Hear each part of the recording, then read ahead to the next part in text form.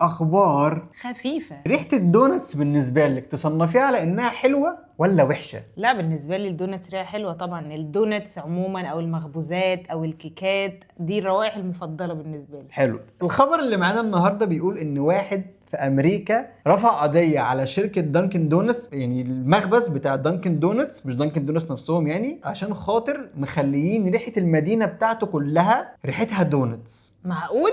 وهو متضايق جدا، وكمان بيقول ان هو عنده قلق وتوتر بسبب انه مش عارف يا ترى الكواليتي بتاعت الهواء اللي هو بيتنفسه هتبقى عامله ازاي. وقال انا متضايق جدا ان انا بيتي ريحته كله بقت دونتس، ما بالك كمان في الصيف الريحه هتبقى عامله ازاي، وده شيء صعب جدا ومش قادر شيء يستحمله. لا يستوعبه عقل. انا مش هقدر استحمل الكلام ده، فعشان كده رفعت قضيه عليكم. المخبز ده كان بيقول ان هو بيعمل 1,000,000 دونتس في اليوم، وان هو بيستخدم معدات جديده وكل حاجه بتبقى متنظفه كويس جدا، وما عندهمش اي مشكله بالنسبه للسيفتي والكلام ده كله. انا بصراحة انت لو مكانه تعملي ايه؟ بص، عشان نكون واقعيين، هو بصراحة ممكن يكون الراجل عنده حق، لان الافراط من الحاجة يسبب نتيجة عكسية. احنا برضو ايه شايفينها كده من بره، ايه ده ريحة دونتس، وايه ده عبيط ده بيشتكي من ريحة دونتس ولا ايه؟